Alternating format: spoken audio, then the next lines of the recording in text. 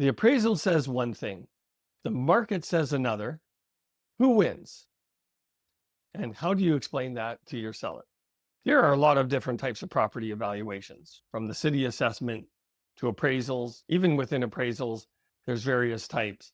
So, how do you explain to your seller that their appraisal may actually be incorrect? Like any evaluation, the time frame of the comparables is very relevant. So, for example, I just sat down with one of my agents who was going through this issue, and they were looking at an appraisal from November of the year before. And all of the comparables were from June and July of that year.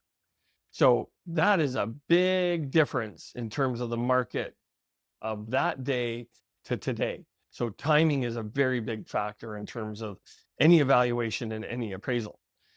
Second is, did the appraiser actually see the property? And a lot of people will be like, what do you mean? Well, a lot of appraisals today are conducted in what's called an institutional approach. They just use data, they don't really see the property, and they're just calculating off square footage, number of bedrooms, number of bathrooms, etc. But even if the appraiser did see the property, most appraisers don't see as many properties as realtors. And they are very seldom, in fact, probably never present when buyers are actually making the decision to buy.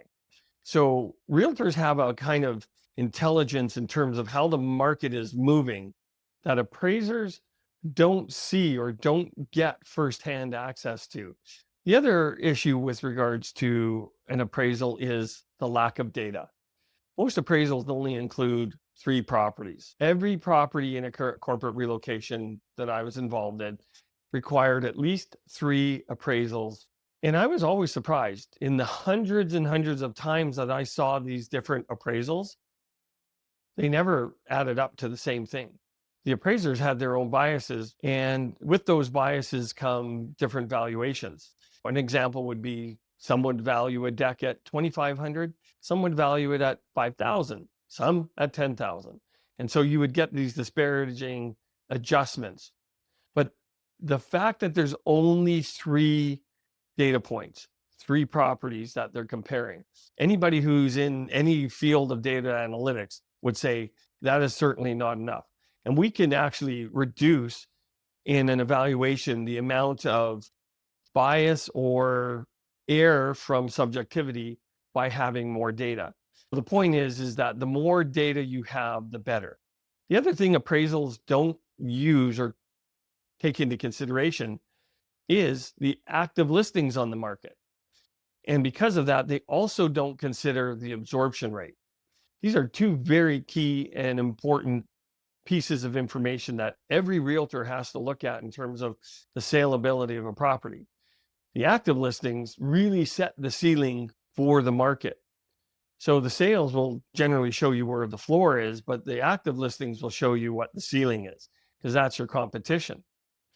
And this isn't included in any appraisal, but as a realtor, you're going to be looking at how long it's taking active properties to sell.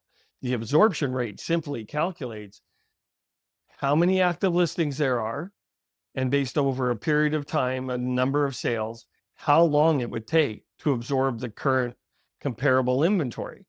So in a case where it's 1 or 2 months or 3 months, well, that's a pretty good sign for the seller.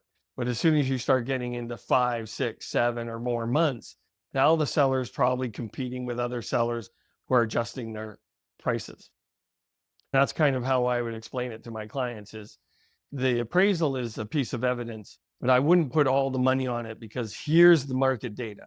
Here's the active listings. Here's the sold listings. Here's the absorption rate. I'm Sheldon Johnston. If you've got questions, I've got time. Let's talk.